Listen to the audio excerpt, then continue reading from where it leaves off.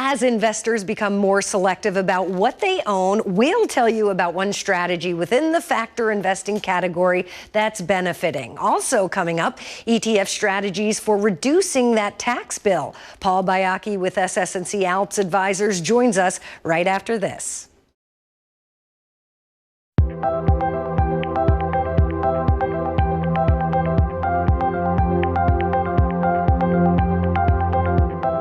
Welcome to the program. I'm Thalia Hayden. It's great to see you again. Be sure to subscribe to ETF Guide TV and post thoughts in the comment section below. We're pleased to have Paul Baiocchi with SS&C ALPS Advisors joining us right now. Paul, great to see you as usual. Nice to see you again, Thalia. So, factors are broad, persistent forces that historically drive returns of stocks, bonds, and other assets, and the quality factor seems to be aligning with investors' appetite to be more selective. Now, the ALPS O-Shares U.S. Quality Dividend ETF and the ALPS O-Shares U.S. Small Cap Quality Dividend ETF both screen for companies with strong balance sheets and profitability. So, how do these ETFs work, and how are they used inside a diversified portfolio? So they're fairly simple in their approach. So OUSA, which is the large cap version of the O-Shares ETFs offered by SS&C ALPS Advisors, focuses on the top 500 stocks by market cap in the United States. And that's their selection universe. And then OUSM looks at the 2,500 companies or so after those top 500 companies. So it's a nice clean break between large and mid caps. And then once you've delineated between those two market cap buckets, you ultimately cull down that universe further by focusing on companies with high ROA or high return on assets, companies with low leverage as measured by net debt to EBITDA, companies who are growing their dividends faster than their counterparts, and then companies also with relatively low volatility or lower standard deviations, if you will. And so the idea is you're taking a universe, in the case of OUSA, large caps, in the case of OUSM, mid caps, and chopping it down to a more manageable, narrower list of names that is focused on companies who are able to generate strong profitability on their asset base, do so without incurring a tremendous amount of leverage, have dividends and are growing their dividends, and don't have a lot of relative volatility compared to their peers. And in the case of both OUSA and OUSM, there's also a specific exclusion of sectors like energy, materials, and real estate, because ultimately materials and energy can be sectors whose fundamentals are volatile, and real estate, which is a sector that a lot of people typically invest in, as a separate asset class in many cases. And so from the perspective of market exposures, factor exposures, these are quality products at their core, and quality as a factor, at least historically, is a pocket of the market that investors have focused on in times of economic tumult, in times where there are concerns about the growth trajectory of the marketplace, and interestingly, as it relates to the current market context, potentially higher borrowing costs for companies who have a lot of leverage, who don't generate a lot of return on their asset base, and who might be beholden to higher borrowing costs in the future. And Paul, this one just came out. Research in a recent ETF spotlight noted the strong relative performance of the ALPS International Sector Dividend DOGS ETF.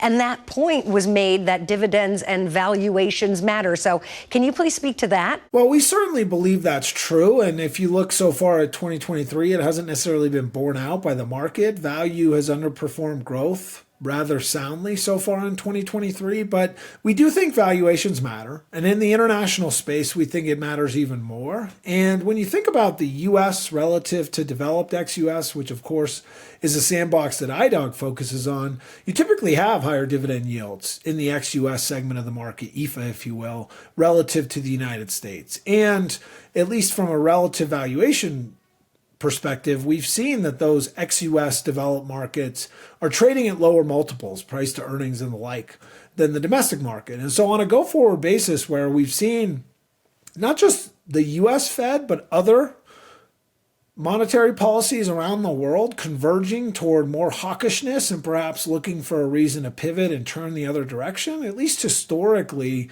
when you're in a rising interest rate environment, when you're in an environment where valuations can be impacted by higher borrowing costs and specifically a higher discount rate on cash flows in the future, we feel like your starting point of valuations matters, and dividends do truly matter. And so what IDOG does, like its domestic counterpart SDOG and what its emerging counterpart EDOG do, is look at the highest yielding stocks at each annual reconstitution and give you explicit exposure to high yielding stocks, which by nature are also relatively on a value growth basis at the end of the value spectrum as opposed to the growth spectrum. And switching gears a bit, the energy sector is undergoing a massive shift to fossil-based systems, including oil, natural gas, and coal, to renewable energy sources like wind and solar, as well as lithium-ion batteries. SS&C ALPS has energy ETFs covering all these areas. So how can investors and financial advisors make sure they don't miss this massive global trend? Well, this is actually one of my favorite topics, the idea of this energy transition as one of the big mega trends for investors to focus on and to think about over the course of the next 25 years or so. And just to put a stat in front of this, the IEA in their Path to Net Zero report, which is, of course, the global goal of trying to get to net zero by 2050, has posited that we're going to spend upwards of 150 trillion with a T dollars undergoing that massive transition required to get us to net zero globally. But importantly, that doesn't mean that tomorrow we're going to have everyone driving EVs globally. It doesn't mean that tomorrow all of our electricity is going to be met by wind, solar, and other renewable energy sources. In fact, we couldn't handle, from a grid perspective, from an infrastructure perspective, and from an overall economic perspective, a transition of that sort that quickly. And so 25 years is a long period of time. And between now and then, we certainly will see investment, not just private, but also public investment directed toward EV adoption, toward batteries or storage technology, to renewable energy projects like wind, like solar. But we'll also see, as we do right now, a lot of electricity generated by natural gas. We'll see a lot of cars powered by gasoline for the foreseeable future, not just here, but in the emerging world. And as a result, we're going to need a lot of natural gas. We're going to need a lot of crude oil. And ideally, those would be sourced from places without a tremendous amount of national security risk. Importantly, the pockets of energy that are fundamental to the economy now, energy infrastructure, pipelines that move crude oil from production to consumption, pockets of pipelines that move natural gas from production to consumption, are not only critical now, just in terms of how our economy currently functions, but will be in the future as we not only pivot toward more EVs and therefore a higher demand for electricity and therefore in theory more natural gas demand domestically, we're also rapidly expanding our export capacity for liquefied natural gas, which is another outlet for U.S. production of natural gas. So when we think about the next 25 years, we try not to think about it in binary terms, legacy energy, fossil fuel energy versus renewable energy. We think about it as this really interesting mix that will evolve over time. And so investors that we talk to, advisors that we talk to, often think about ENFR and AMLP, or energy infrastructure pipeline strategies, XLE, so an energy sector ETF, as well as a renewable energy ETF like ACEs, and perhaps even commodities-based exposures that focus on the real inputs to some of these transitions, because batteries require a tremendous amount of nickel. EVs require a tremendous amount of copper, nickel. The grid infrastructure improvements are going to require a tremendous amount of copper. And then that's not getting into the rare earths, whether it be cobalt or lithium. And so if you can think about all of those inputs just to the EV or the electrification of the economy, if you will, there's a way that you can incorporate that into an energy transition strategy that's complementary to some of those renewable energy investments, as well as, in theory, some of those energy infrastructure investments and legacy energy investments. So much to discuss here, Paul. One final question before you take off. Tax loss harvesting is an investment strategy designed to reduce the bite of taxes. And this year's underperformance